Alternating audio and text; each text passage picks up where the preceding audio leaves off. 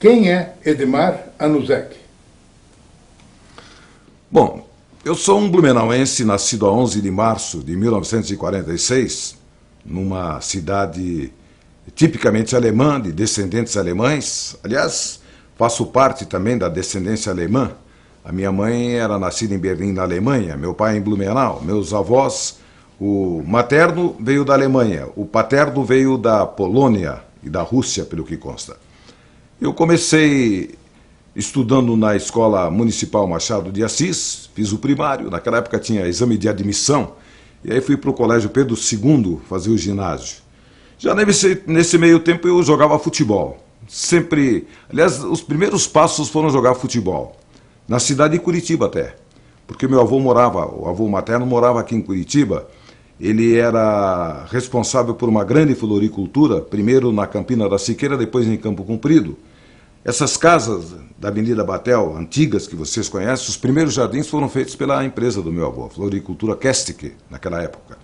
E eu vinha muito a Curitiba, vinha muito à casa do meu avô, com os pais no final de ano, e às vezes, quando eu tinha férias escolares, também aproveitava para vir a Curitiba, uma cidade grande, onde eu tomei a minha primeira Coca-Cola em 1950, 51, no passeio público. E lá em Blumenau, cursando o primário, já jogava a minha bolinha, gostava de futebol, comecei a acompanhar o rádio. A Rádio Nacional, meu pai tinha aqueles rádios enormes, valvulados, Philco, Philips, uma série de rádios, com aquelas antenas que tinha que ficar lá fora, de telhado a telhado. E eu acompanhava o futebol e acompanhava Jerônimo, Herói do Sertão, o Anjo, e até novela, né? Porque a minha mãe ficava ouvindo novela depois do almoço e eu também acabava me inteirando disso quando tinha a oportunidade. Mas gostava do futebol.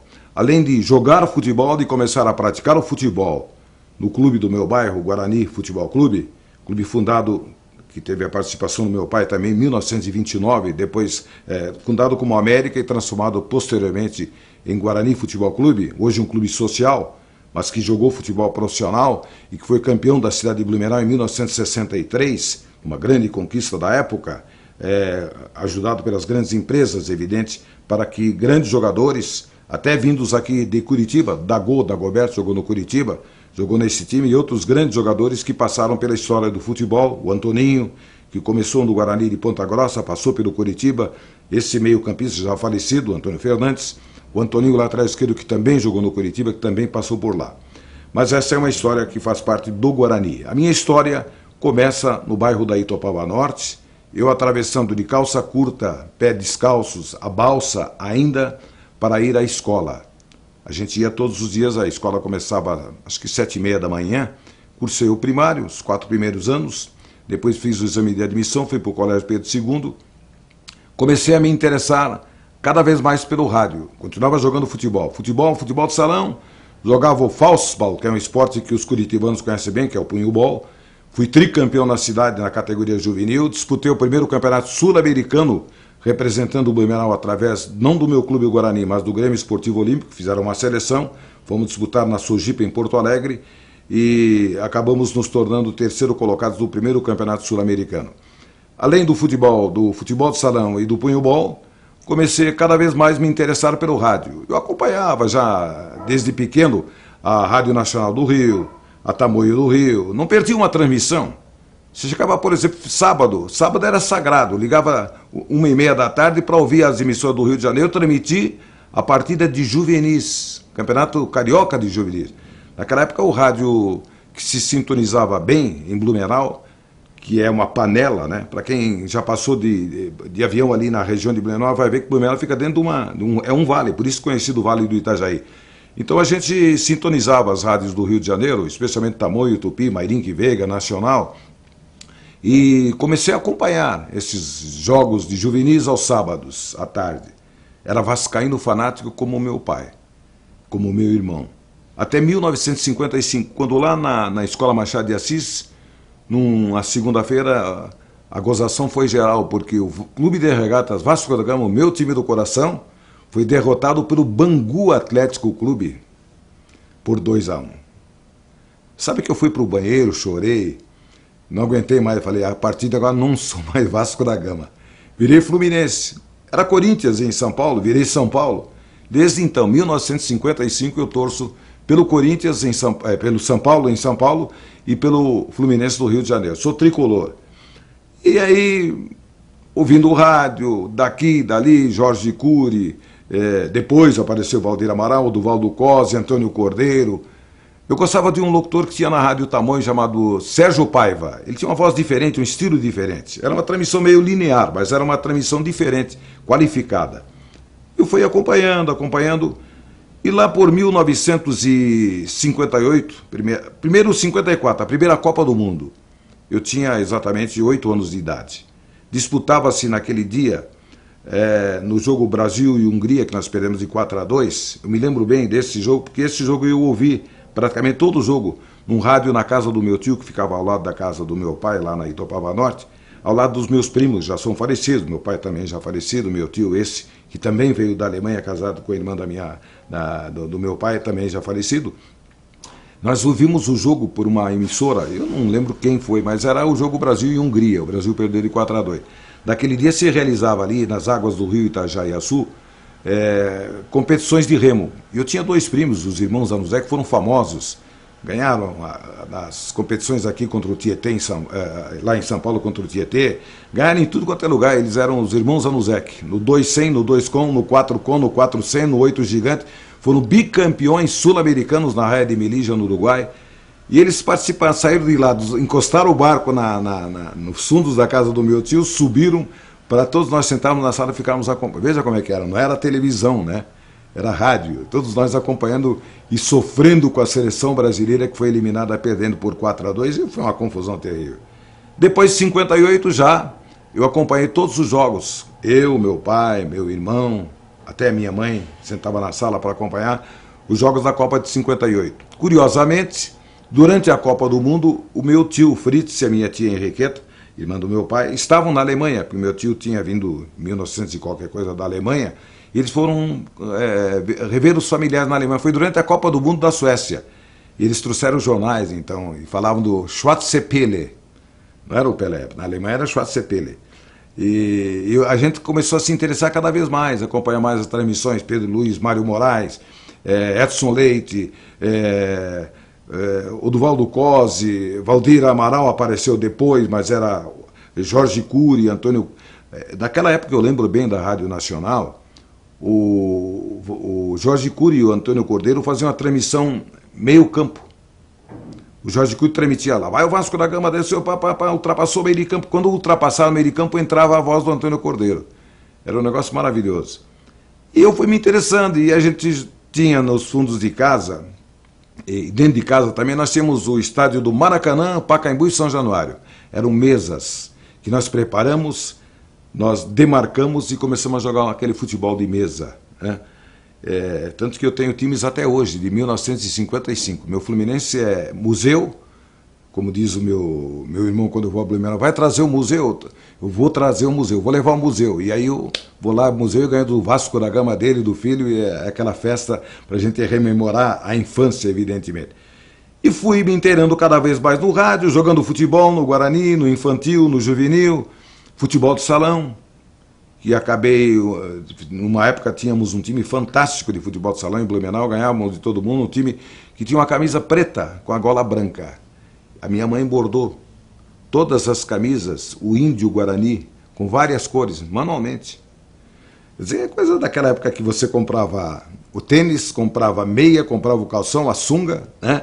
A camisa a gente fazia uma vaquinha, fazia uma rifinha para comprar, era diferente. Aí veio o rádio. Bom, o rádio. Em 1960, me interessei mais e mais pelo rádio. E tinha o time do nosso bairro, o Guarani, que era um time profissional, que disputava com Palmeiras, Olímpico, Amazonas, Vasco Verde, os 5 da cidade, União de Timbó, Floresta de Pomerode, Tupi de Gaspar, o campeonato regional. Em 63 foi campeão da cidade e disputou o campeonato estadual com grandes jogadores da mais alta qualidade. E meu pai, como era sócio do Guarani, tinha muitas amizades. E uma dessas amizades era o senhor Mário Maestrini, que era o diretor comercial da Rádio Nereu Ramos de Blumenau.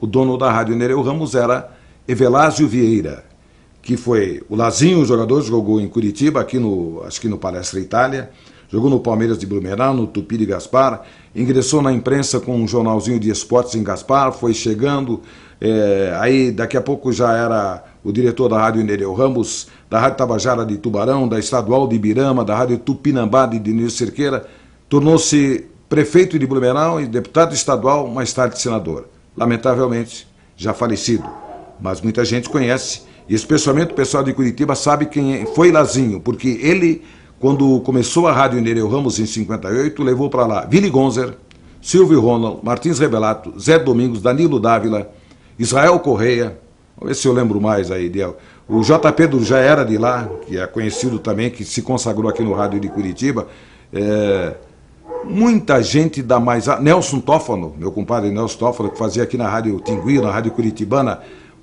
onde está a Rádio Tingui, e lá era onde está o 20, está a Rádio Nereu Ramos, ele ia com a lambreta dele lá gravar, sorteava uma casa, fazia um programa.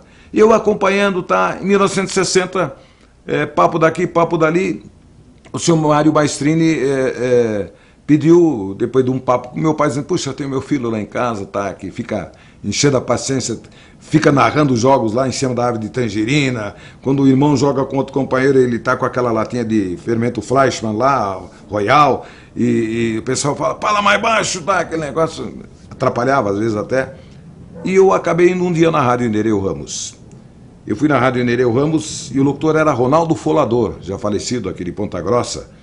Eu me lembro bem da figura carismática do Ronaldo Folador, que foi para mim um começo. Ele me levou no estúdio para que eu gravasse uns textos, lesse uns textos. Aí passei a fazer plantão esportivo aos domingos, mas não ganhava nada e continuava jogando bola. Fiz durante 8 meses o plantão esportivo. Naquela época, havia um desconto do ingresso que era revertido um percentual para a Liga de Futebol que repassava no fim do ano para os cronistas esportivos. Já existia na época, parece que ainda existe por aí. E eu saí um pouco antes, quer dizer, passei o ano, 8 meses lá, sem ganhar nada, desisti. Voltei a me preocupar mais com futebol. Eu já desde 1960 tinha parado com os estudos, trabalhava na Fábrica de Gaitas Alfredo Hering. Essa é uma outra história. A Fábrica de Gaitas Alfredo Hering foi pioneira na fabricação de acordeões, gaitas de boca. Quem lembra da Fred Williams sabe muito bem que ele tinha um programa na Rádio Record que era patrocinado pela Fábrica de Gaitas Hering. E a Fábrica de Gaitas Hering, a Fábrica de Gaitas Alfredo Hering, o seu Alfredo Hering era um cidadão baixinho, assim como você, Vazio. Teve 2 funcionários começando o trabalho, meu pai e minha tia. Meu pai trabalhou 41 anos lá e a minha tia 39 anos, a Henriqueta, que era casada com o tio Fritz. E aí comecei a jogar e me investi em participar mais de futebol de salão, futebol, tá? Fomos disputar várias competições, inclusive fora do município, até que um dia apareceu um cidadão chamado Brandino Phillips, que era o locutor esportivo que estava na Rádio Difusora. Rádio Difusora Não, ele estava na Difusora. Ele estava na Difusora e ele sabia que eu sempre via ali, que quando eu tinha jogo no Guarani, eu ficava na cabine, que era uma cabine coletiva, onde eu vi o Zé Domingos, eu conto essa história, o Zé está aí para confirmar, eu vi o Zé Domingos chegar, esqueci de falar do Altair Carlos Pimpão, que também era de Curitiba, o Zé Domingos um domingo chegou lá para fazer um jogo no Guarani, era um posto. Ele chegou, subiu na cabine e eu tô ali olhando, né? Falei, esse é o Zé Domingos, nova contratação da Rádio Nereu Ramos. Ele desceu da cabine, foi lá atrás do gol, tinha os vestiários e tinha tipo uma lanchonete. E eu fui atrás para ver, falei, tem que conhecer o cara, né? Moleque, né? Vai fazer o quê? E o Zé Domingos foi lá e pediu uma garrafa de cerveja. Vocês não vão acreditar o que ele fez. Ele abriu a garrafa de cerveja, jogou enchendo a cabeça e molhou o cabelo. Ele não tomou a cerveja. Ele devia ter vindo de uma boa noite, né? De uma noite bastante inspirada, como a coisa acontecia lá. Porque lá, realmente, naquela época, o Lazinho trazia os grandes nomes do Rádio do Paraná, era uma festa, né? Eram os nomes da cidade. Lá tinha a Rádio Clube, tinha a Rádio Difusora. Mas quando a Rádio Nereu Ramos surgiu, com a primeira unidade de frequência modulada, uma Kombi de frequência modulada produzida pela Rádio Bandeirantes de São Paulo, foi uma sensação. Ela falava de qualquer coisa, acontecia alguma coisa num bairro qualquer, estava lá o repórter entrando aqui ao vivo, direto, tá extraordinariamente, estamos informando. E eu tô lá, vendo os jogos, daqui e dali. Aí um dia o Brandino Filho me chamou, falou assim, filho, eu sei que você já fez o programa eu tinha feito um programa musical na Difusora com meus amigos da Fábrica de Gás. Compramos um horário, não conseguimos vender, desistimos.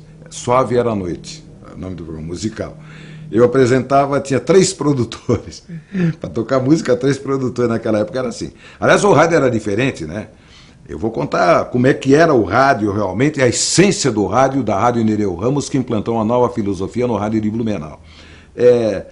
E aí ele me convidou, um jogo ele falou assim, escuta, você não quer dar uma de repórter aí? Eu comprei agora uns microfones sem fio novo aí, tá? E vai ter um jogo sábado aí, no campo do Guarani mesmo, não me lembro quem era. E eu te coloco como repórter, vou fazer o jogo na Rádio Difusora. Eu falei, beleza, cheguei lá cedo, peguei equipamento, tá?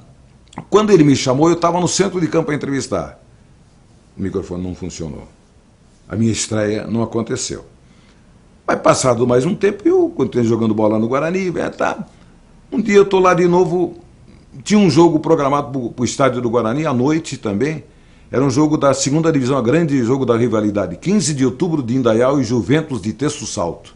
Era o jogo, era o clássico. E lá estava o Brandino Filho, não pela Difusora, mas pela Rádio Clube de Indaial, que é o município próximo ao Blumenau. E eu estou atrás dele, só ouvindo ele transmitir. Ele está lá com aquele... Ricocheteia a bola nas águas, um bigodão enorme, né? Parecia daqueles mexicanos. Aí lá pelas tantas ele parou de transmitir, batia no microfone, deu algum problema. Ele virou, ele me viu, me deu o microfone na mão e saiu. Saiu. Eu peguei o microfone. O que eu fiz? Comecei a transmitir o jogo. Se saiu ou não saiu, eu não sei. Sei que 15 minutos, 20 minutos depois ele voltou, pegou o microfone e continuou falando. Nem obrigado ele falou, mas também não tinha o que falar. Ele também não... talvez se saiu o som, alguma coisa, devem ter falado para ele depois.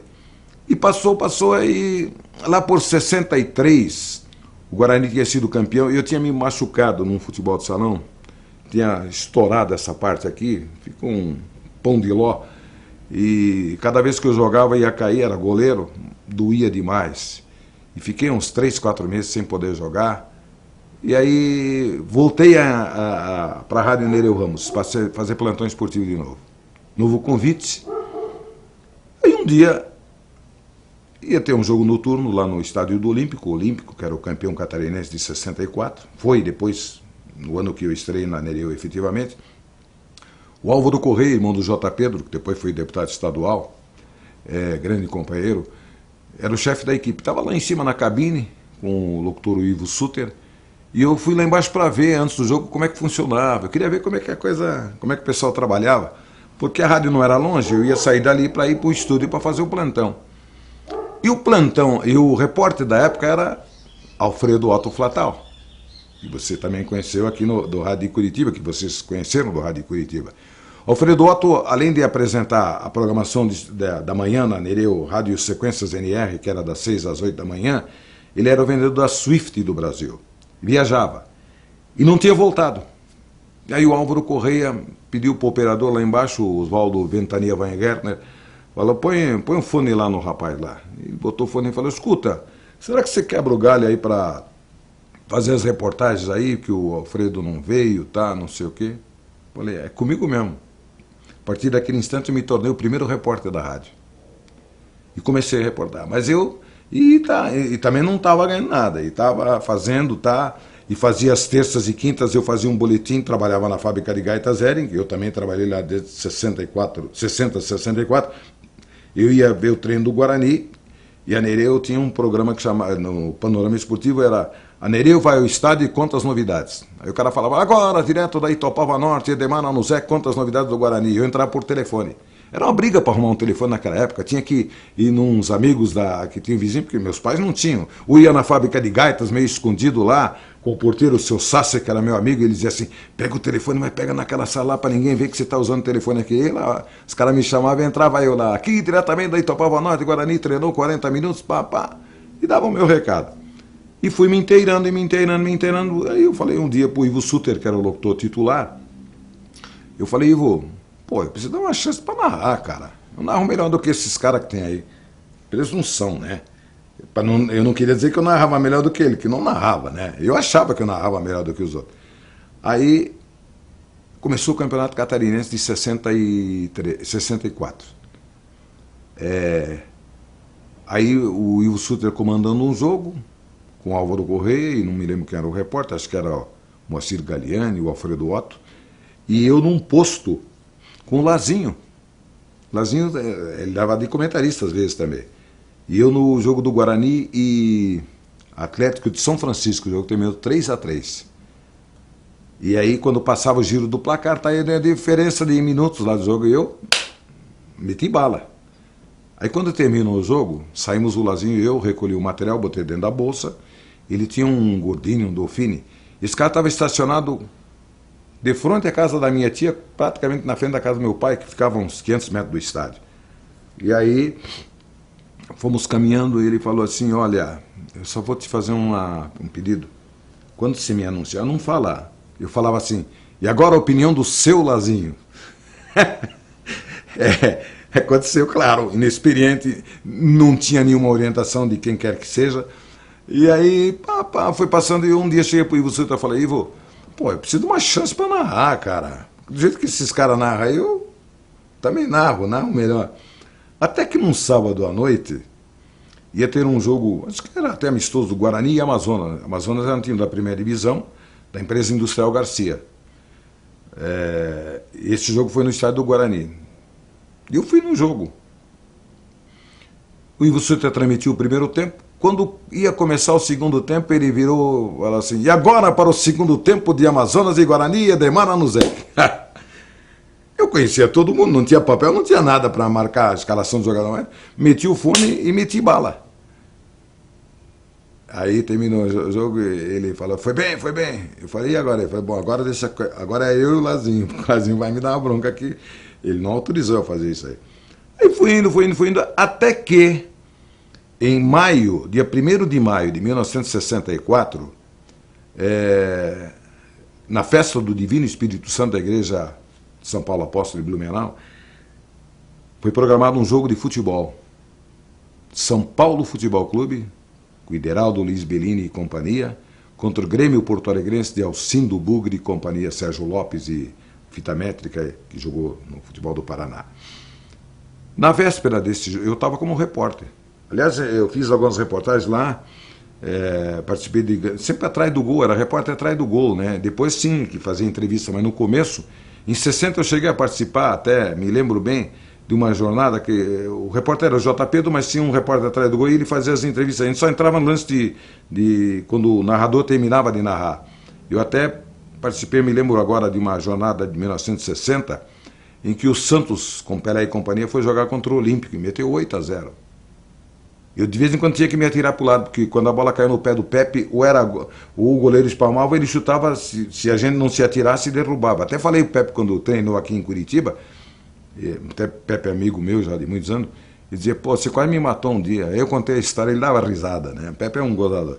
Bom, tá lá a véspera do jogo, São Paulo e Grêmio Porto Alegre, no estádio do Olímpico. Um dia antes do jogo, o Ivo Sutter promove um debate na Rádio Nereu Ramos à noite, levando Flávio Araújo, Mauro Pinheiro, o pessoal da, não sei se era o Ranzolin, quem era da Guaíba, tinha a Rádio Difusora Porto Alegrense, era o Jesus Afonso, acho que era o locutor. Levou os caras, fez um debate.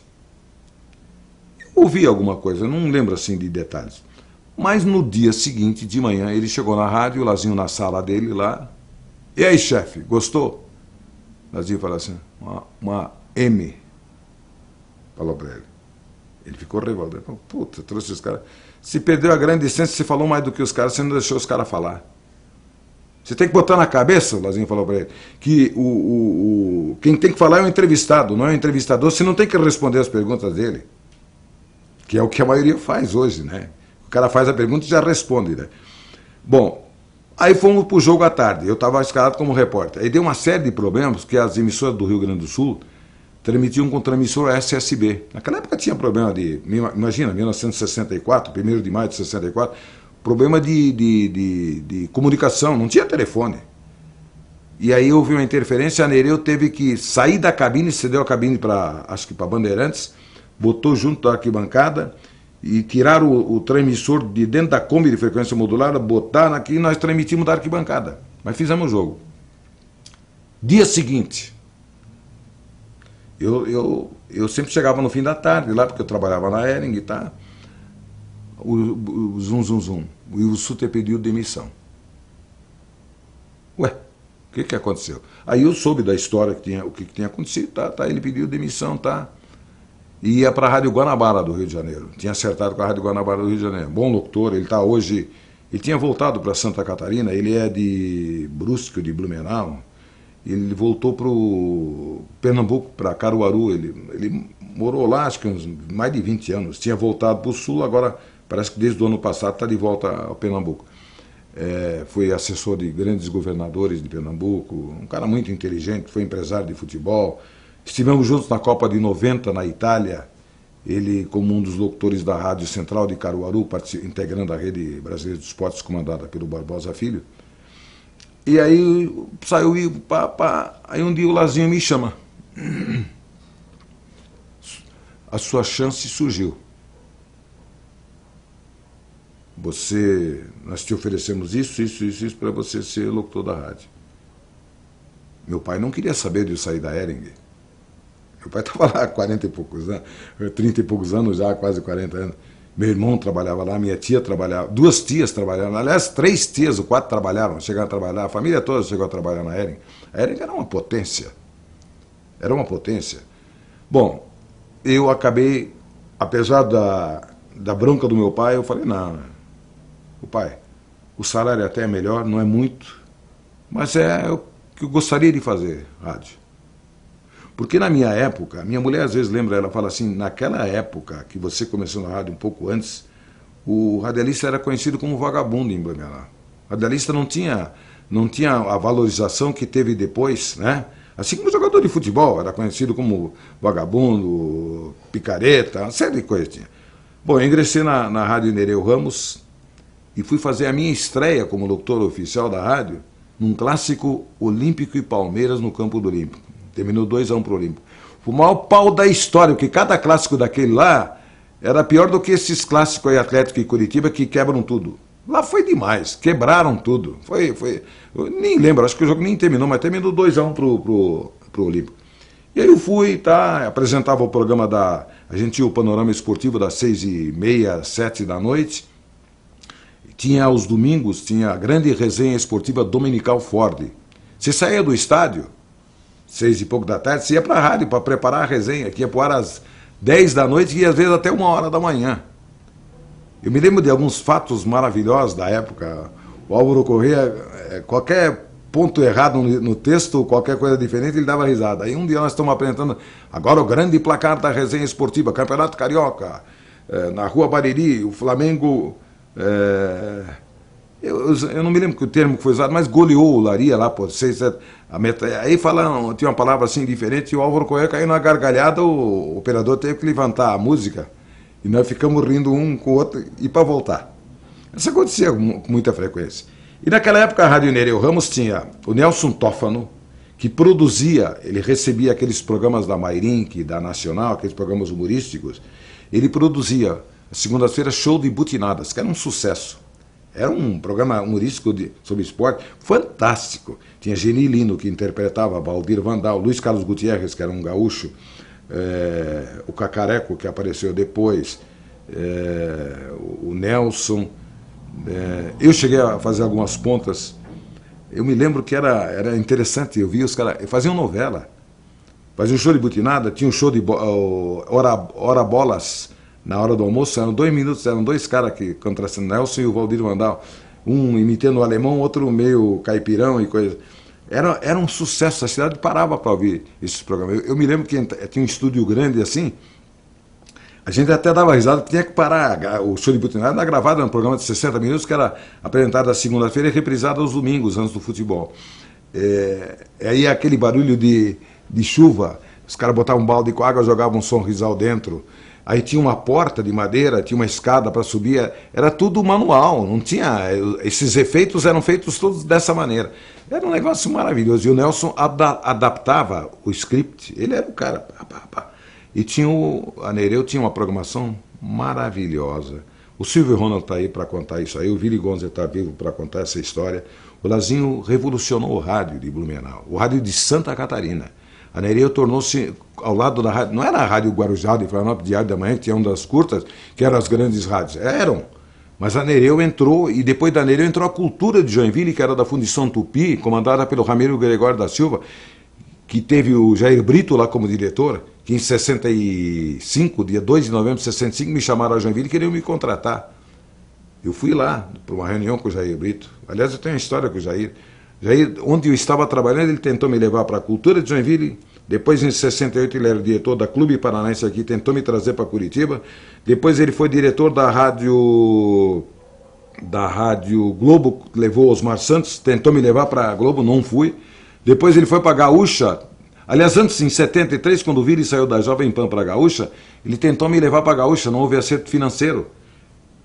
Na verdade, aconteceu assim. O Vili saiu, eu cheguei na PAN em 73, o Vili saiu em setembro. E aí o Vili foi e falou, pô, precisamos contratar mais alguém. Falou pro Jair. O Jair falou, quem é que você sugere? Ó, tem dois caras, tem o alemão, eu, e tem o Haroldo Souza, que é paranaense também. Ele falou, quanto é que vai custar cada um? O alemão por uns 5 mil vem, e o Haroldo por 3, contrataram o Haroldo. Claro que sempre o problema sempre foi esse daí. Mas essa é outra história. E aí, estamos rolando lá, 64, tá? O Olímpico foi campeão catarinense. O campeonato terminou em 65. Foi uma festa, né? Pô, na estreia. O ano de estreia no rádio, oficialmente, como funcionário da rádio, como locutor da rádio. Foi campeão catarinense. Aí tivemos o jogo da Copa do Brasil contra o Grêmio de Porto Alegre, tá? E eu continuei fazendo rádio lá. Aí em 60 e... Eu me lembro que ano que entrou o Jornal Nacional lá, através da TV Coligadas Canal 3, e o Calduro, né, que era rapaz aqui de publicidade de Curitiba, Renato Calduro, não, Renato não, eu não lembro o nome dele, ele era um rapaz um monão que era famoso aí, ele cuidava de publicidade, ele tinha uma agência de publicidade. Eu vou lembrar o nome dele, quem sabe daqui a pouco. Gilberto Cadamuro? Isso, Cadamuro. Foi a Blumenau e escolheram a mim para fazer um comercial da Hering, que era o patrocinador do Jornal Nacional Local. Pô, primeira vez que eu no estúdio da televisão, um comercial de 1 minuto. Não tinha teleprompter. Você tem que decorar um texto desse tamanho. Quer dizer, o cara falou, não tem que ser, a vírgula esquece, tá? Você vai decorar, decoreba. E fui lá eu fazer E eu comecei no jornal na época. O jornal era A Cidade de Blumenau, que era do grupo da Notícia de Joinville, que hoje é da RBS. Eu fazia uma página diária. Eu fazia o texto. Quando eu tinha treino dos túneis, eu ia lá bater uma foto. Tinha uma máquina Miranda. Eu fazia a diagramação. Botava tudo bonitinho, botava dentro de uma caixa. Esse material era transportado uma parte até as 11h30 da manhã, outro até depois das 5h30 da tarde, para Joinville, para ser impresso em Joinville.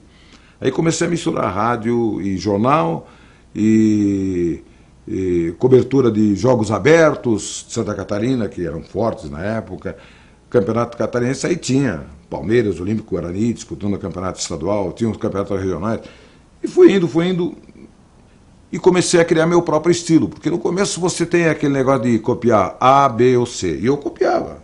Eu copiava frases do Fiore Giuliotti, do Valdir Amaral, do Jorge Cury, e por aí vai. Até que eu criei o meu próprio estilo, que é uma coisa... Não é muito fácil você criar o seu próprio estilo. Você tem que ter muita personalidade, tem que ter muito discernimento, tem que se livrar de alguns dogmas que existem na narração esportiva, no comportamento do narrador esportivo. Você tem que, para criar, são poucos que criam. Você vê que por aí, Brasil afora, o que tem de Osmar Santos, o que tem de Fiore Giuliotti e outros locutores, é uma grandeza. É uma grandeza. Você vê o estilo no Rio Grande do Sul. O Pedro Carneiro Pereira era um estilo, aquele veloz, aquele locutor veloz. Muita gente o copiou e continua copiando no interior, né? E assim vai. E aí, em 1970, chegamos a 72.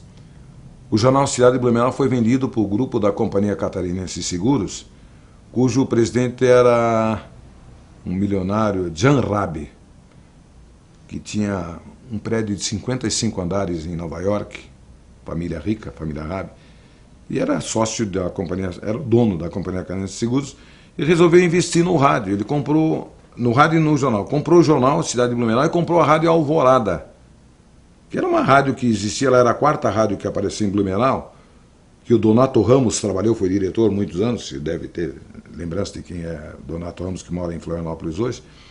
E aí me fizeram a proposta para trabalhar, continuar trabalhando no jornal, mas para assumir o esporte da rádio também. E a grana era dinheiro que naquela época o cara não podia dizer não. E eu saí da Rádio Nereu Ramos em julho de 72. Fui para a Rádio Alvorada. Aí começamos a inventar. Fomos para o Rio fazer o Fla-Flu, que tinha um jogador de Blumenau, o Jairzinho jogando no Fluminense. Aí fomos fazer outro jogo, outro clássico, outra decisão carioca. Pô, aquilo foi aumentando. Num desses Fla-Flus no Rio, estamos no Maracanã, antes do jogo lá, montando equipamento, não tinha cabine para todo mundo, na parte de trás, assim, perto das numeradas, das cativas lá, né, que ficavam as autoridades. Eis que aparece quem? Vili Fritz Gonzer, pela Jovem Pan. Ao lado dele, um cidadão de chapéu grande, que também nem me cumprimentou na época, depois foi um pai para mim, Randall Juliano. E o repórter Israel Gimpel, que era o repórter do Rio, e o operador Bento Pereira de Oliveira. Aí me apresentamos, batemos um papo, onde é que você está? E eu estava, ao meu lado, o comentarista era o Aurélio Sada, Sadinha, foi um grande jogador, grande artilheiro, grande amigo, maravilhoso amigo, já falecido, que não fui eu que lancei no rádio, mas praticamente no rádio. Ele era o meu comentarista titular. Aí fizemos o jogo, tá? Um dos jogos passou, fizemos outro jogo. Um dia eu estou na sala de esporte da rádio lá, que era a minha sala, toca o telefone, a telefonista Edemar, está o telefone, quer falar com o senhor Vili Gonzer, da Rádio Jovem Pan de São Paulo.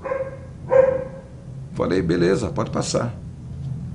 Fala, Vili, tudo bem? Pô, como é que tá? Papo daqui, papo dali. Eu falei, e aí, e as loiras? Muita loira suada? Não, porque a gente adorava tomar uma cerveja, né? Aí ele queria saber, escuta, como é que tá aí? Eu tô querendo passar o fim de ano aí em Camboriú, naquela região, você tem algum conhecimento? Eu falei, tenho conhecimento de algumas pessoas, tem casa para alugar, apartamento e tal, tá. Aí ele enrolou um papo, ele falou assim, mas o telefone não foi por isso especificamente. Eu queria saber se você tem interesse em fazer um teste na Jovem Pan. Aí eu desabei, né? Pô, Jovem Pan? Pô, só, né? Ele, só? Aí foi marcado. Primeiro teste foi aqui em Curitiba, num domingo. Eu de carro vim de Blumenau. Aliás, de Blumenau não. Eu estava fazendo Jogos Abertos de Santa Catarina e Itajaí. E eu tinha um Fuscão. E comigo veio Dalmo Bozano, que depois foi árbitro, e que era o chefe de escritório da rádio. Não era árbitro na época.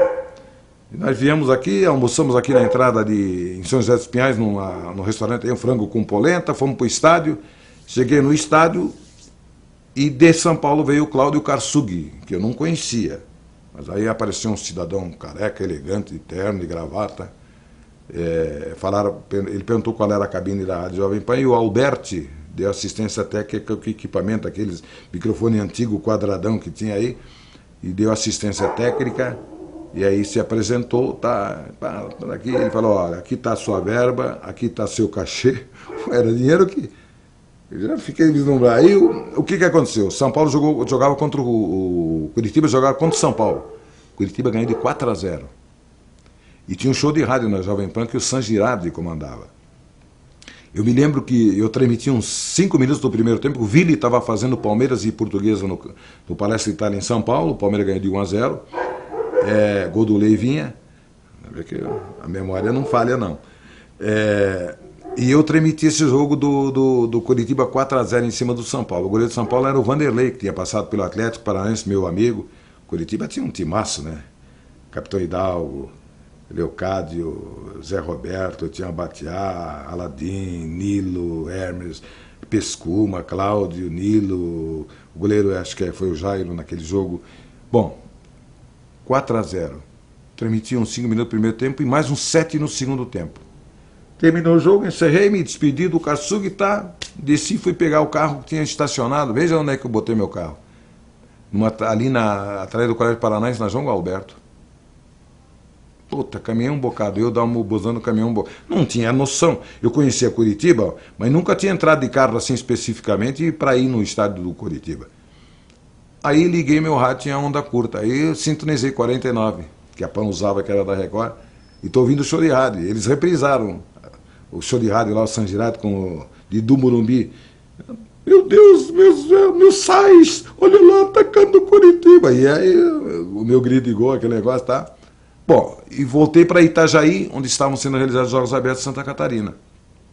E fui direto para a quadra. Tinha um jogo de futebol de salão. E ainda transmiti o segundo tempo do jogo lá pela Rádio Nereu Ramos, pela Rádio Alvorada de Blumenau, não era Nereu Ramos. Segunda-feira eu saio lá da área que era reservada, que toda a imprensa ficava em colégios. Era assim que a gente ficava, colchãozinho no chão, dormia lá, tinha refeição, tudo por conta dos organizadores dos Jogos Abertos. Era uma festa bonita, realmente, que revelou grandes atletas. Naquela época, a Ana Moser jogava na seleção de Blumenau. Nós tínhamos jogadores maravilhosos. O José Cássio Votroba, que é grande pianista aqui em Curitiba, jogava basquete e voleibol na seleção de Blumenau. E por aí afora, não lembro assim de todos os nomes agora, mas... E eu estou saindo de carro para ir para um ginásio lá, para transmitir um jogo de vôlei feminino, que jogava a Ana Moser jogava por Blumenau. E eu estou chegando ali, já o pessoal, ei, tem um telefonema para você da Jovem Pan, é para você ligar para São Paulo, gente, tá? Eu falei, pô, agora tem jogo, né? Cumpri primeiro quem me paga. Fui transmitir o jogo, foi 2-0, foi rápido, terminou, e eu fui para a companhia telefônica. Aí liguei na companhia telefônica e fiz uma ligação a cobrar, mandaram fazer uma ligação a cobrar para a Jovem Pan. Me atendeu, eu queria falar com o Willy Gonza, olha, ele não está, peraí que vai te atender outra pessoa. Quem me atendeu foi Narciso Verniz, de Homem do Tempo. Aí ele falou assim, olha, o Willy não está, mas tem um recado aqui para você.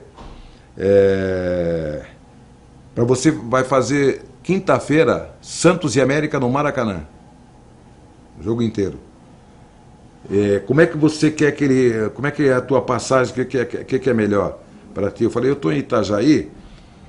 Eu acho que a melhor passagem é a partir de Curitiba. E eu fui... E naquela época eu não tinha carteira de identidade. O que aconteceu? Meu sogro, que jogava xadrez, era tcheco de nacionalidade, era do Clube de Xadrez Blumenau, participava dos Jogos Abertos. Fomos com o meu carro, o seu Raimundo, que era o presidente do Clube de Xadrez, que era da maçonaria, ligou para um senhor aqui, presidente da maçonaria em Curitiba, e eu vim para Curitiba de ônibus, me deixaram na rodoviária, guardaram o meu carro lá, e eu vim dormir no Plaza Hotel aqui na Rua das Flores. E de manhã fui à casa desse senhor, não me lembro, né, que era. Ele me levou para o aeroporto, Afonso Pena, e se assinou como responsável pela minha ida, pela minha viagem. E eu pego um Eletra da Varig para São Paulo, uma quinta-feira de manhã, e quem estava no avião? Toda a delegação do Flamengo, que na véspera, quarta-feira, tinha perdido para o Curitiba por 2-1. Zico e companhia. E Valdir Amaral, Jorge Cury, Alcebueno de Camargo, João Saldanha, Rui Porto. Ganhei o dia, né? Não precisava mais nem transmitir, né? Ganhei o dia, né? Desci em Congonhas, fui até a PAN, que ficava pertinho, pegar verba, passagem, coisa e tal. Volto para o aeroporto, faço um lanche, pego um avião da ponte aérea. Do meu lado, no corredor, era um Irondelli, aqueles aviãozinhos sem vergonha que levavam 1 hora e quase 2 horas para chegar no Rio. Do meu lado tinha um senhor bem vestido, terno e gravata, careca, tá? Chegamos, descemos no Santos Dumont, e essa pessoa também estava lá vendo o negócio da passagem de volta, pegou o táxi e fui para o hotel. E no hotel estava Fausto Silva, que tinha feito um jogo com os marcianos na quarta-feira em Belo Horizonte, foi me receber na recepção. Aí foi uma festa, né? Eu não conhecia, mas, pô, um gentleman, né? Amigão, né? Depois éramos amigos e frequentava a minha casa sempre. E aí cheguei no Maracanã, chegamos no Maracanã fazer o jogo, cruzo com aquele senhor careca de terno e gravata. Era o meu comentarista Orlando Duarte. Quer dizer, também não conhecia, né? E a noite terminou depois do jogo, Santos 2-0, 2 gols do Neném com Pelé em campo. 10 mil pessoas no Maracanã, parecia que não tinha ninguém no Maracanã, já tinha transmitido 2, 3 jogos no Maracanã, mas aquele jogo foi. E o retorno era por onda curta, não tinha esse negócio de 4 fios como tem hoje em dia. E o plantão era o Milton Parron, que hoje está na Rádio Bandeirantes, ele era o substituto do Narciso quando tinha muitos jogos. Depois é que apareceu o Milton Neves para o plantão esportivo. Bom, terminou o jogo, fomos jantar no Leblon, no La Mole, foi uma festa, o dia peguei o avião, estou no avião, veja como é que é a vida, né? Estou no avião, descendo o último lugar no Irondelli, vem uma sardentinha subindo, a última pessoa que subiu no avião entrou, sentou no meu lado. Regina Duarte. As comissárias de bordo fizeram uma festa para ela. E eu me identifiquei, eu falei, poxa, eu sou seu fã, acompanha suas novelas. Naquela época a gente acompanhava mesmo. Eu falei, sou conterrâneo da Vera Fischer. Ah, minha amiga Vera, tá aí, papo daqui, papo dali. O voo parece que não terminava. Quando terminou o voo em Congonhas, ela tinha umas bolsas, eu falei, deixa que eu lhe ajudo a levar. Ela falou, só até a porta, que o meu marido é ciumento demais. Ele está me esperando lá fora. Eu peguei uma conexão, voltei para os Jogos Abertos, passaram-se acho que uma semana, 2 semanas, um novo telefonema. Aí o Vili me ligou. Olha, tem uma passagem já aí na Varig em Blumenau para você vir fazer um jogo aqui em São Paulo. Você vai fazer Santos e Portuguesa sábado à tarde, o clássico. Então eu fui sexta-feira para São Paulo. Fui para a rádio, aí já me botaram para fazer o show de bola. Eu, Fausto Silva, lendo, apresentando o programa das 8h30 da noite. Terminou dali, fomos para o Dinhos Place na Avenida Morumbi. Fausto, Vili, Gonzer e eu. Aí me deixaram no hotel, estava no Hotel Cores, na frente do aeroporto de Congonhas.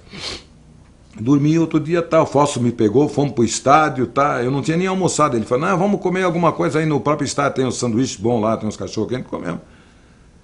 E aí, abro a jornada, Otávio Muniz era o comentarista.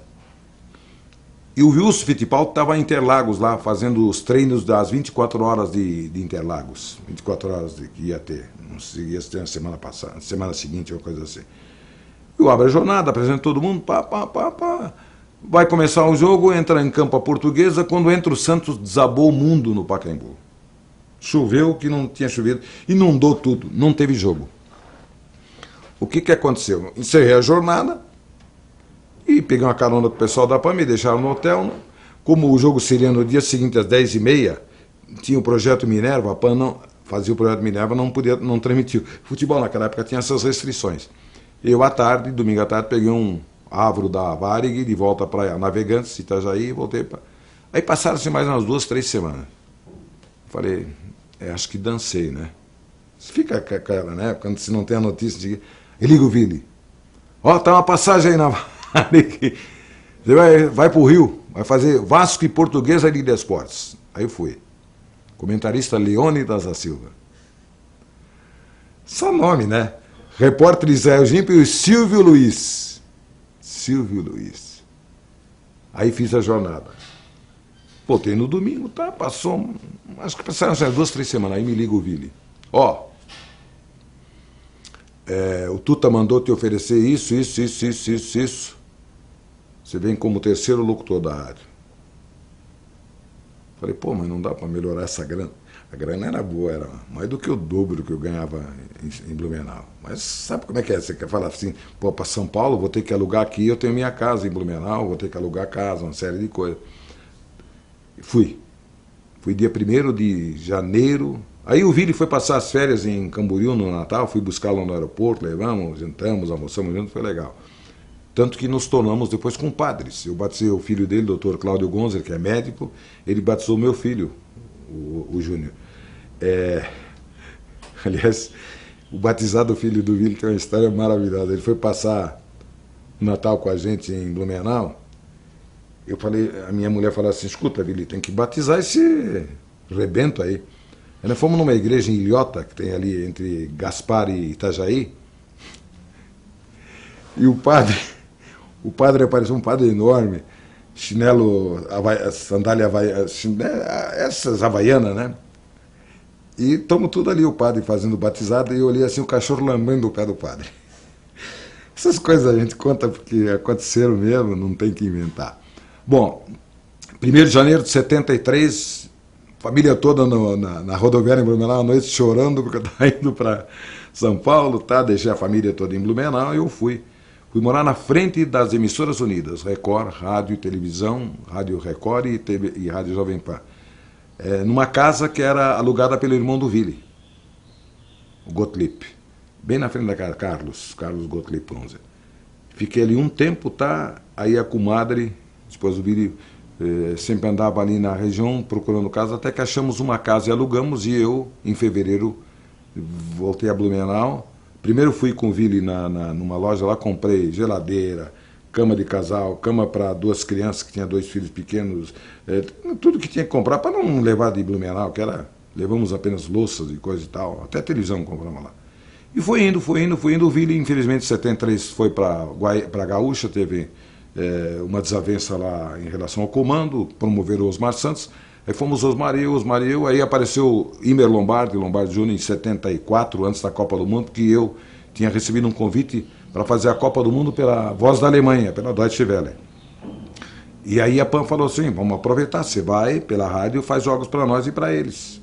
Fica mais barato para nós, vão te dar passagem. Me pagaram na época, acho que 3 mil marcos, na época era dinheiro. E me dava a verba de coisa, hotel pago, e a PAN me dava mais uma verba. Eu fiz 19 jogos. Com 2 microfones, um aqui acoplado e outro de mão. Transmitia para a Jovem Pan e para a Voz da Alemanha em língua portuguesa, com o Karsug na maioria dos jogos comentando. Outros jogos era o Guilherme Dicken com o J. Pedro de reportagem, que também ele trabalhava na Nacional da Suíça, a Nacional da Suíça, e foi contratado para a Copa do Mundo. E esses jogos da Deutsche Welle não iam ao ar direto. Eles gravavam no estúdio e aproveitavam 60 minutos, 45 minutos, os melhores momentos do jogo para resenha da Copa, que era transmitida pelas ondas curtas com 500 quilos de potência, 500 quilowatts de potência para a América do Sul, para os países de língua portuguesa. E aí foi a Copa do Mundo, aí terminou a Copa, até recebi um convite para trabalhar, fui para a Copa do Mundo, foi a primeira Copa do Mundo, 74, me convidaram, a direção da Deutsche Welle me convidou para ir trabalhar lá. Aí eu voltei, contei a história em casa, minha mulher falou assim, não tem problema, você vai, eu fico aqui cuidando do filho. Claro que eu não fui. Aí fui indo, Copa de 78 na Argentina, Copa de 82 na Espanha, Copa de 86 no México. Em 85, o José Silvério, que era o titular da... O Osmar saiu em 77 para a Globo. Eu era o segundo locutor da Jovem Pan. Só que a direção decidiu colocar o terceiro como titular, que era o José Silvério. Não sei qual o motivo específico. Eu nunca tive padrinho, nunca me preocupado em puxar o saco de ninguém. Eu sempre fui eu, sempre acreditei no meu potencial. E a minha mulher às vezes fala assim, você confia demais nas pessoas e você se considera o cara que é inatingível. Nós não somos inatingíveis. Deus cuida de nós. Mas nós precisamos nos preocupar também em evitar determinadas coisas. Eu posso falar com toda sinceridade, Cadeira, eu vou completei agora 49 anos de rádio e vou completar em abril, efetivamente, de 2014, 50 anos de rádio. Eu acho que fui muito prejudicado. Fui alvo de muita sacanagem no rádio. Lá em São Paulo e aqui em Curitiba também. Aconteceu. Mas o que eu vou fazer? Não dá para voltar no tempo. E o que eu posso fazer a essas pessoas que me prejudicaram é perdoá-las. Eu perdoo a todos que me prejudicaram, porque houve muitos que me prejudicaram, por vários aspectos, de várias formas. Eu, em 85, assumi a chefia de esportes da Jovem Pan. Veja bem, o Osmar saiu em 77, Jair Brito tentou me levar de novo para a Rádio Gaúcha, para a Rádio Globo, não deu. Em seguida, ele estava na Rádio Gaúcha, tentou me levar para a Gaúcha, não deu por questões financeiras. Aí, em seguida, apareceu Mendes Ribeiro como chefe de esporte da Gaúcha, tentou me levar, também não deu por questões financeiras. Antes, em 74, a Bandeirantes tentou me levar, não tinha grana. E aí, mais tarde, em 85, o José Silvério, que era o titular da PAN, a PAN, de acordo com o Ibope, não sou eu que estou falando isso porque eu li, fazia 4º lugar no futebol em julho de 85. José Silvério saiu em agosto. E aí me chamaram e eu assumi a chefia de esporte como titular. Aí comecei a transmitir, quarta, quinta, sábado, domingo, tudo tá... Falar, prepara a garganta, você vai transmitir aí. E nós, curiosamente, fomos subindo em dezembro, dividimos o primeiro lugar com a Rádio Bandeirantes, com a Globo. Só que na final do campeonato, no primeiro jogo eu fiz São Paulo 3, Portuguesa 1. Na semana seguinte ia ter no domingo o segundo jogo, na segunda-feira eu ouço um zum, zum, zum na rádio. José Silvério está voltando. Ele não tinha dado certo na Bandeirantes. Não adianta falar outra história, que a história é essa. Ele achava que era o tal, ele é um excelente locutor, tem que reconhecer as qualidades dele. Só que ele foi para fazer um jogo domingo, um domingo ele e outro domingo o Fiore. E o Fiore mandava lá, fazia 3 domingos por mês, ele fazia 1.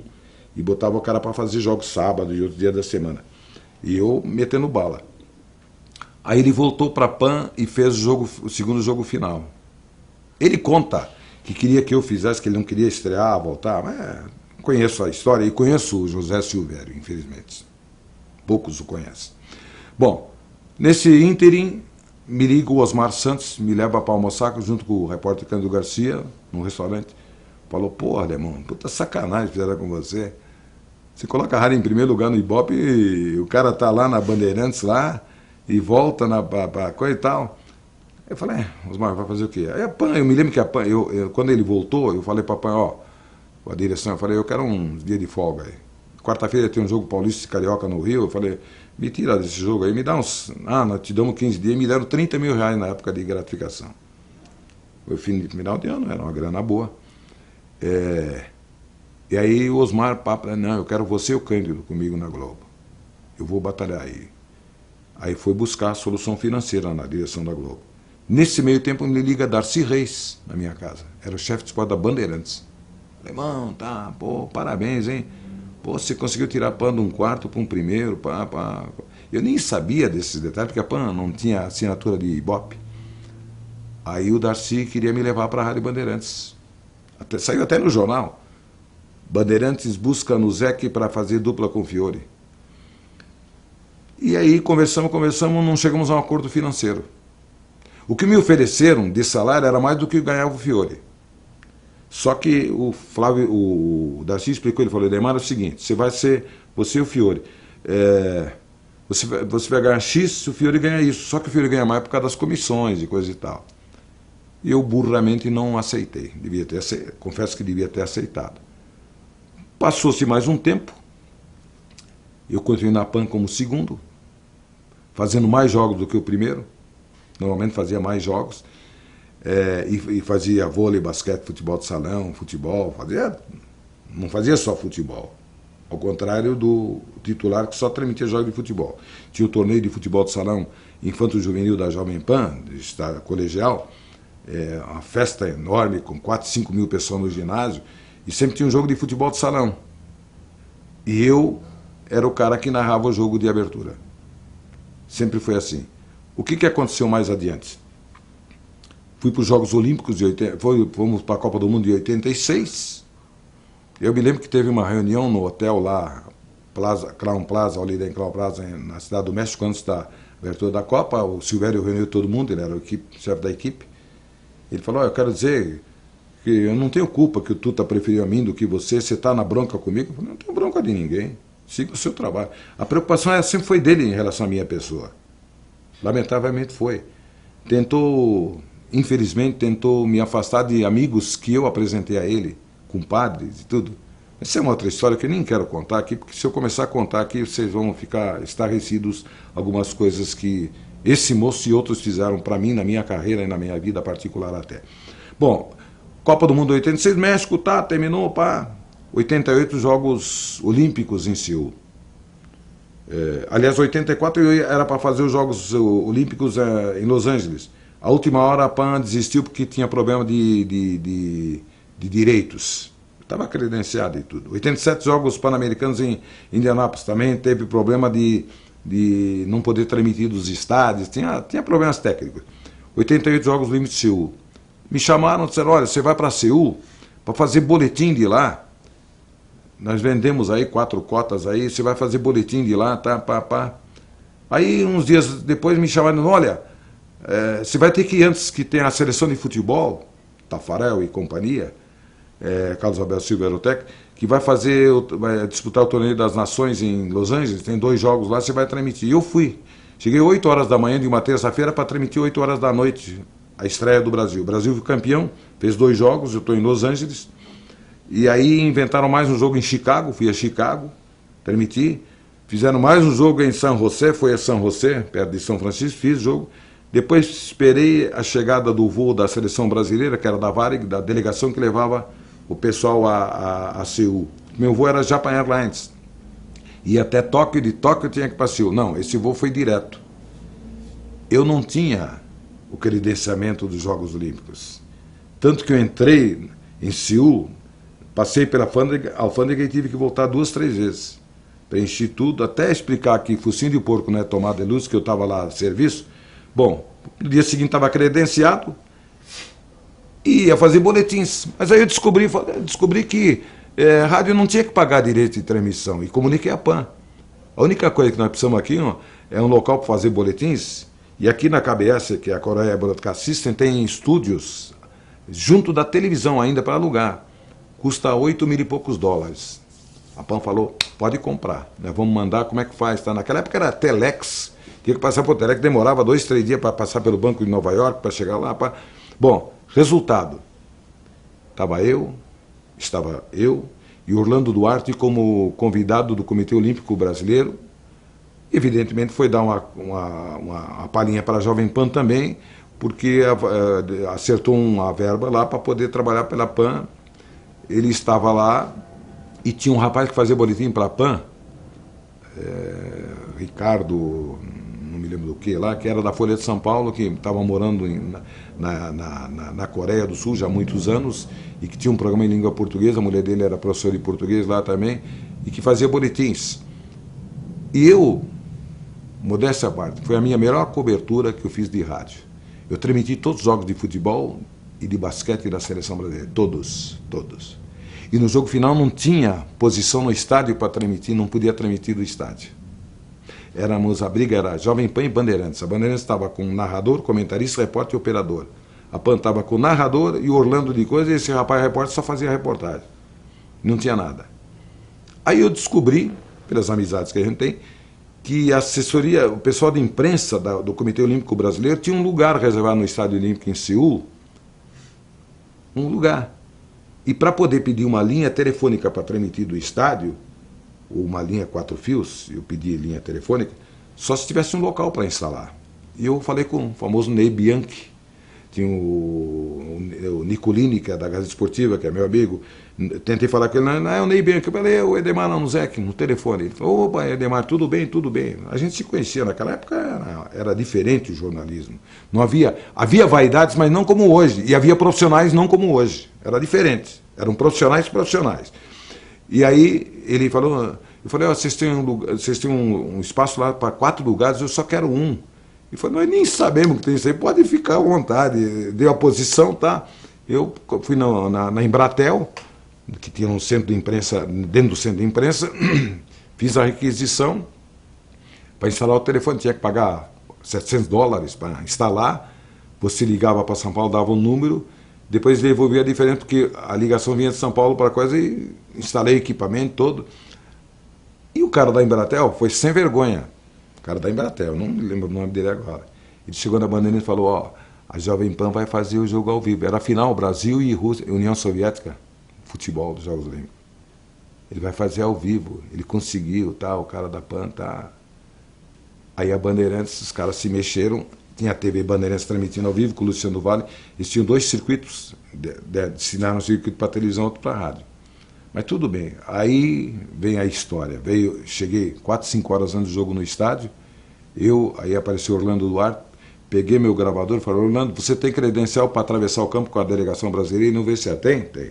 Então você vai lá, conta até 3, aqui tá, é só apertar isso aqui, conta até 3, fala, ok, Edemar, bom dia Brasil, tá, estamos aqui no vestiário da seleção brasileira. Ele gravou 8 minutos com técnico e jogadores, me trouxe o gravador, eu testei, abri a jornada, era no Jornal da Manhã da PAN, grande audiência, 7 horas da manhã o jogo. Eu abri, soltei a gravação como se Orlando. E agora, vamos aos vestiários da seleção brasileira. Enquanto a Bandeirantes puxou um fio lá para o campo, para o repórter tentar fazer, não entrevistou ninguém. Demos um banho de transmissão. Eu tenho gravado isso aí, com áudio e vídeo desse jogo final, como de outros jogos de Copa do Mundo e de outros eventos. Então esse foi o grande evento. Depois, 89, eu recebi um convite de Barbosa Filho, estava formando a Rede Brasileira dos Esportes, comando Clube de Pernambuco, Tamoio do Rio, Tupi, já não mais 1040, 1150 São Paulo. Uma emissora com 50 quilowatts, que hoje tem 100 quilowatts. E eu topei a parada, porque ele me convidou para... Pô, o salário era o dobro do que eu ganhava na PAN, eu ia ser o chefe da equipe, eu ia fazer os jogos que eu quisesse fazer, e comandei uma equipe na Copa do Mundo de 27 profissionais, dos mais diferentes estados brasileiros. E formamos uma rede com 202 emissoras na Copa do Mundo. Coisa linda. Deu trabalho? Deu. Jorge Cajuru me deu trabalho no primeiro dia em que abriu o circuito de transmissão lá em Turim para fazer boletim. Estou lá no apartamento ainda, 8 e pouco da manhã, a gente ia dormir tarde, acordava mais tarde, tá? Toca a porta. Demar, dá uma descidinha aqui, deu um problema. Eu fui lá, o Jorge Cajuru, o horário dele era das 8h30 às 9h, ele chegou às 9h e pouco, queria fazer o boletim. Aí tivemos vários problemas. Copa do Mundo foi uma brilhante cobertura. Depois eu passei 9 meses em Blumenau, meus pais tinham falecido. Erradamente saí de São Paulo. Voltei em 91 para a Jovem Pan, rádio e TV, convites. Aí voltei para o Blumenau de novo. O cara fala, você é louco. Os caras não acreditavam que eu estava saindo da Jovem Pan, eu estava fazendo TV, futebol de salão segunda, terça basquete, quarta fazia voleibol, basquete, quinta-feira ou quarta fazia futebol na rádio, sexta-feira fazia um jogo, sábado, eu trabalhava quase todos os dias.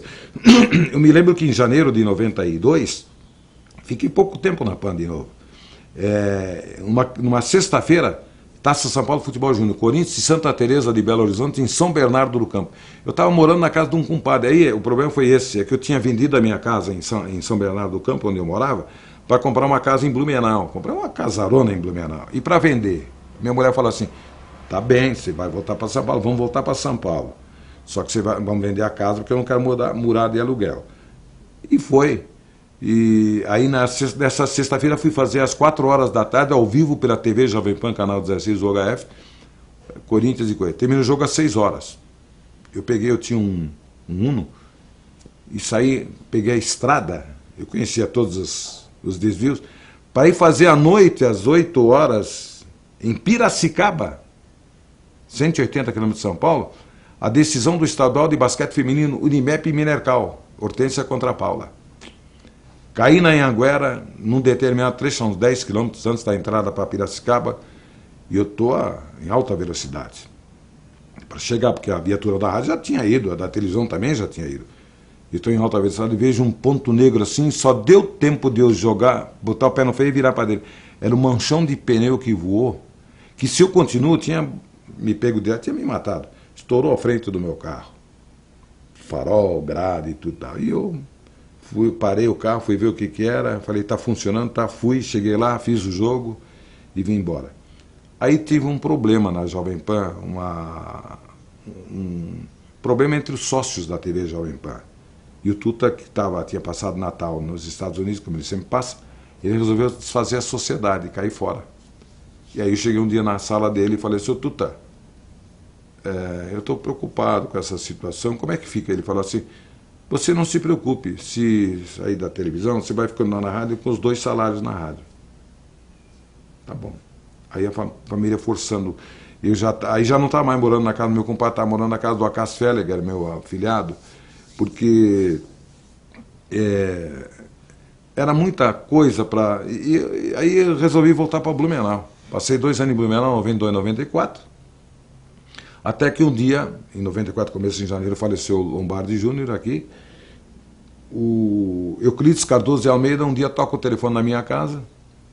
Euclides Cardoso de Almeida, a minha mulher falou assim, olha, é Euclides Cardoso de Almeida de Curitiba, da Rádio Clube Paraná.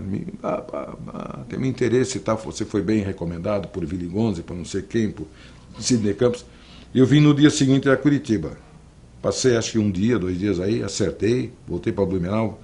Em seguida vim embora e fiquei aqui na Clube, basicamente até que Euclides era o chefe, era o superintendente. Depois o Sidney assumiu em 96, nós chegamos a fazer 68% da audiência do futebol em 96. Chegamos a fazer nas finais do Paranaense de 96 3 pontos percentuais de bola rolando. Isso equivale a 160 mil ouvintes. Ninguém faz mais isso, mas fazia na época. E tinha 10 rádios aqui fazendo futebol. Aí eu fui trabalhar com o Hidalgo na cidade, depois do Hidalgo voltei para clube, em 98, 2000 fui ajudar o Sidney Campos na Rádio Eldorado, que ele estava começando lá com o Joel Clava, tinha voltado para o Hidalgo na cidade, voltei para o Sidney Campos, depois eu saí em 2002, o Barbosa me levou de volta para São Paulo, montamos uma nova equipe esportiva na Rádio Tupi com o nome de Rádio News. O Barbosa adoeceu, e tanto que teve vários problemas, veio a falecer em 2007, ficamos lá um ano e pouco, com uma boa audiência já, mas tivemos que desistir por vários aspectos. Primeiro, grandes anunciantes que a gente tinha, Bradesco, tirou do futebol para botar no jornalismo, já não era mais a verba do futebol.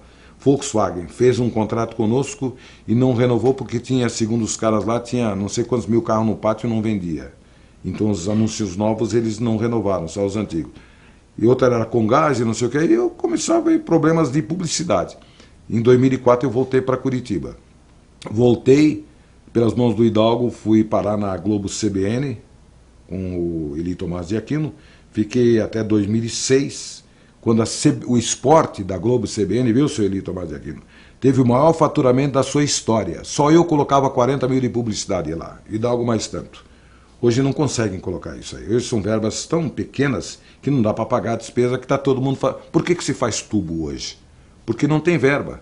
É muita rádio, é muito segmento na mídia, rádio AM, rádio FM, televisão aberta, televisão fechada, canais comunitários, internet, jornais, tem 500 mil segmentos e o cara vai desviando verba para lá e para cá e aconteceu. Bom, aí fiquei parado um tempo aqui em Curitiba, depois de 2006, porque no final do ano de 2006, o Hidalgo foi para o Curitiba, para ser diretor de futebol do Curitiba, e o Eli Tomás de Aquino me chamou lá numa reunião, estava o Hidalgo, falou, olha, nós queremos que você assuma aqui a venda do futebol da Rádio Globo CBN, nós vamos te pagar 20%, eu ganhava 30%, vamos pagar 20% e vamos te dar uma ajuda de custo, tá? E quando você transmitir, nós vamos pagar um cachê. Eu falei, senhor Eli, vou estudar, vou dar uma olhada nisso. Eu não voltei mais. Passei 2007 sem trabalhar. Aliás, depois de 2006 eu passei com o Sidney e com o Eduardo Vieira, fizemos uma equipe na Rádio Eldorado, ficamos um tempão lá, um ano mais ou menos. Aí fiquei 2007 sem trabalhar, 2008 sem trabalhar. Aí 2008 me liga a Record, Rádio Record de São Paulo.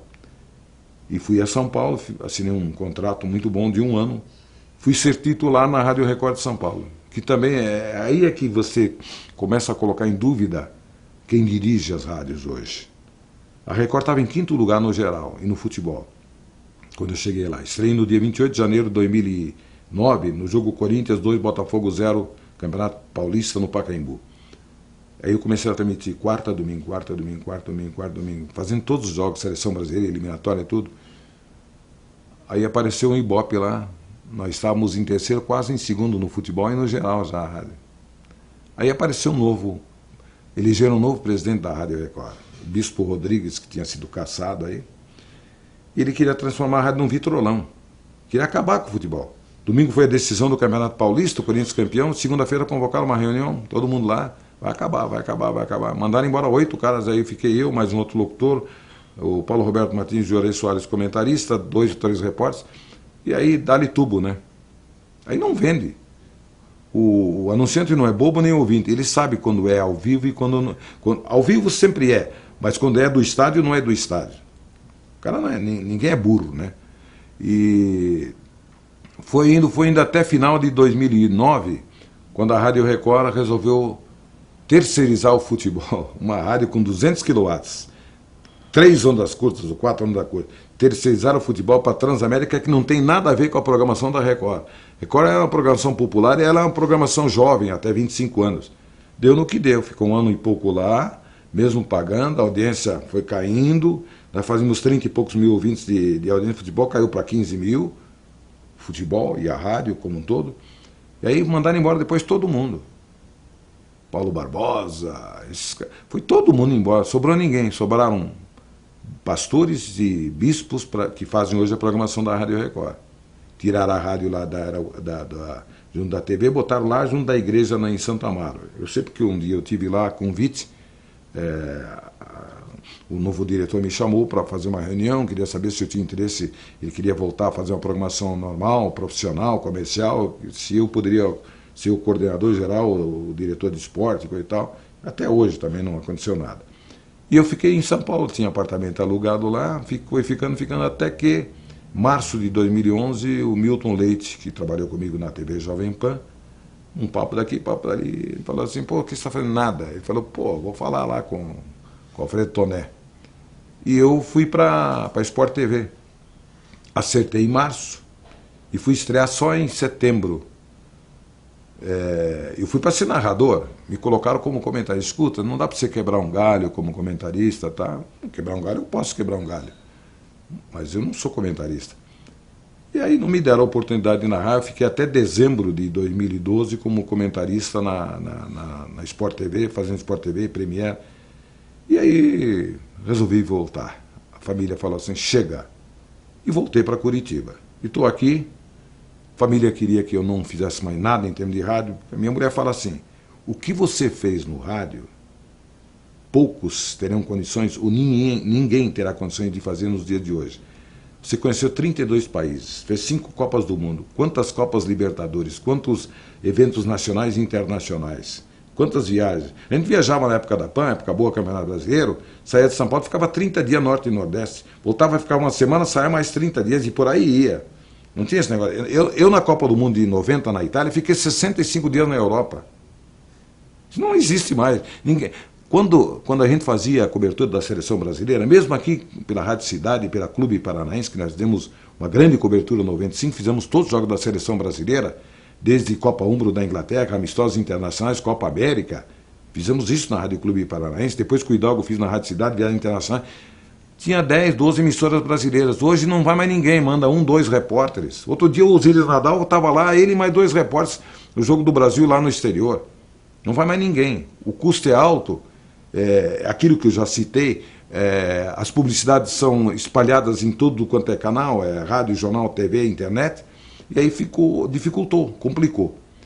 E eu estou desde dezembro de volta a Curitiba, e desde 7 de agosto voltei a transmitir futebol depois de quase 4 anos, atendendo um pedido do Sidney Campos, que estava com problemas de saúde. Eu fui fazendo, já transmiti até hoje, quase 20 partidas, né? Estou vendo o tempo passar, mas fazendo aquilo que eu gosto de fazer, que é transmitir futebol. Eu acho que a pessoa não pode parar assim de imediato. Você tem que ir parando aos poucos, quando você já não tem mais condições físicas, quando você já não se sente mais capaz, que você sente que a sua qualidade já deixou de existir. Eu acho que eu tenho qualidade ainda para ensinar, ou para servir de exemplo para os mais jovens, que narrar futebol não é falar que o zagueiro cruzou, o zagueirão cortou, o goleiro defendeu, largou, sem citar nomes, sem dizer onde está a bola. Os caras falam que subiu de cabeça, pô. Ninguém sobe só de cabeça, sobe com o corpo inteiro. E depois outra coisa, eu ainda estava ouvindo ontem à noite uma transmissão aí de uma rádio de fora, aí da Bahia, soltou a jogada. Ninguém solta a jogada, o cara, com o que se joga? Com a bola. Então, cara, a jogada é o lance, é uma jogada que se construiu com a bola tabelada pelo vazio, entregando para o Antônio, para o João e vice-versa. E a descrição, porque o rádio é o seguinte, é bom que se diga isso sempre, eu sempre faço questão de dizer isso aí. O locutor de rádio, o locutor esportivo de rádio é um vendedor de ilusões. Você tem que abrir uma jornada, vai começar um jogo, você vai lá assim, vai começar a partida aqui no estádio Couto Pereira. Curitiba joga à esquerda da cabine de rádio, o goleiro Vanderlei no gol que fica para a Igreja do Perpétuo Socorro. O Atlético, o goleiro Everton no gol que fica para a Rua Floriano Essenfelder. Essa aí, que fica à direita. Atenção, Brasil, deu a saída do time do Curitiba. O cara que está ouvindo o rádio, ele sabe que o Curitiba está na esquerda, ele vislumbra o gramado do Couto Pereira, e ele sabe, quando o cara fala assim, Vitor Ferraz domina pela direita, está na metade de campo, ultrapassa a divisória, solta na meia direita para Gil, que abre lá na ponta esquerda para Diogo, que domina para lançar a bola na entrada da grande área. O cara tem que descrever, tem que falar onde é que está a bola. Senão, como é que tu vai saber? Não adianta o cara falar assim, vai para o campo de ataque o Curitiba, a bola cruzada na área, cortou o zagueiro, vai acontecer gol, atirou o gol. Bom, e aí? Isso não é transmissão, me desculpem. Posso ser antigo, sou antigo sim, tenho 67 anos, 49 de profissão, mas sou um profissional que narra, eu não engano. Eu narro, descrevo aquilo que vejo. E, aliás, eu tenho falado isso e falei na televisão um dia não, falei várias vezes. Virei para o locutor e falei assim, você, narrador, eu, comentarista, nós somos o complemento da imagem. É a mesma coisa no rádio. Hoje a televisão mostra todos os jogos, você está transmitindo o jogo, o cara está vendo na televisão. Se você não falar o nome do jogador, o cara muda de estação. Então é isso que o rádio, infelizmente, vive um problema sério. São ciclos, claro, como no futebol. Nosso futebol está de uma qualidade muito ruim, péssimo, eu diria até. A seleção ganhou a Copa das Confederações, ganhou. Vislumbrou, nós ficamos felizes com a conquista do título. Mas a seleção brasileira, para a Copa do Mundo de 2014, tem 7 jogadores que eu considero titulares. 7. Não temos um goleiro efetivo, temos 3. Um dos 3 deve ser o titular, que é melhor na época. Um lateral direito de altos e baixos, né? Aí temos o problema ainda no meio de campo e temos o problema no ataque. Faltam 4 definições na seleção, porque Thiago Silva, Davi Luiz, Marcelo, Luiz Gustavo, Paulinho, Oscar e Neymar são titulares. Os demais são coadjuvantes, como é a realidade do futebol, onde hoje o jogador ganha muito e joga pouco. Joga muito pouco pelo futebol e ganha muito pelo futebol que se pratica. Infelizmente, essa é a realidade.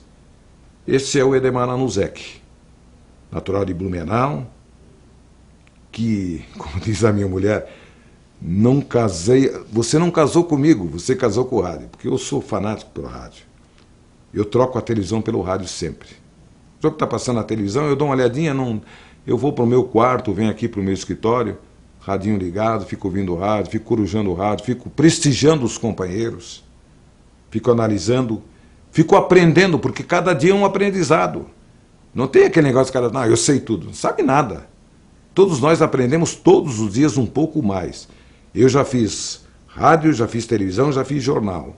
Hoje tem um blogzinho na internet, onde tento emitir as minhas opiniões, às vezes contando algumas histórias, colaboro com Caros Ouvintes, que é um site de rádio de Florianópolis, do Antônio Severo, que lançou Antônio Severo, grande Antônio Severo, que passou aqui pela Rádio Curitiba, e acho que a pessoa tem que fazer as coisas conforme a sua vontade, não conforme a vontade dos outros. Hoje o rádio, infelizmente, o rádio AM tem sérios problemas, porque está sendo dirigido por gênios. Para finalizar, eu queria dizer o seguinte. Quando eu comecei no rádio, na Rádio Nereu Ramos, no distante ano de 1964, a Rádio Nereu Ramos tinha um diretor superintendente, que era o Lazinho, tinha um diretor comercial, tinha 4 ou 5 caras que vendiam as publicidades, tinha os cobradores, tinha o departamento comercial, o escritório, tinha produtores, tinha diretor artístico.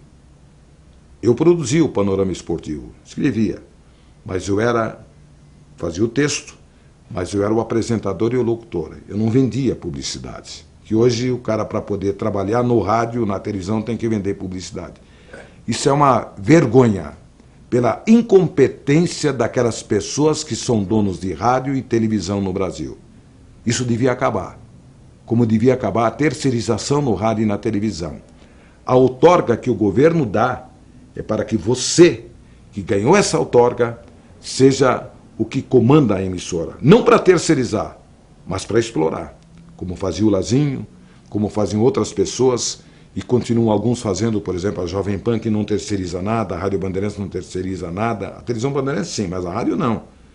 E outras rádios, Globo CBN, é tudo da empresa. São funcionários da empresa, registrados. Hoje é tudo terceirizado. O cara tem que ser PJ para poder trabalhar nas grandes empresas também de São Paulo, não é só aqui não. Então eu fico muito triste em poder dizer isso, mas é a grande realidade. Eu espero que daqui a pouco esse quadro se modifique, mude, porque o rádio continua sendo o melhor companheiro de todos nós. A informação mais instantânea sempre veio e sempre continuará vindo através do rádio. Vão mudar o AM para um rádio digital? Tomara que a qualidade seja melhor, realmente. Esse é um problema que existe. Agora, ouvir FM, na minha opinião, é tudo uma mesmice. E o rádio AM caiu exatamente porque todo mundo se direcionou para a FM e as verbas publicitárias para a FM, e o rádio AM acabou virando uma rádio de igreja. A maioria das rádios tem seus espaços locados para as igrejas. Falta produção, faltam profissionais e faltam, acima de tudo, pessoas competentes para dirigir as emissoras de rádio, para torná-las outra vez em rádio, que é um produto que não se vê, mas que se ouve e que chega longe, muito longe. Um grande abraço.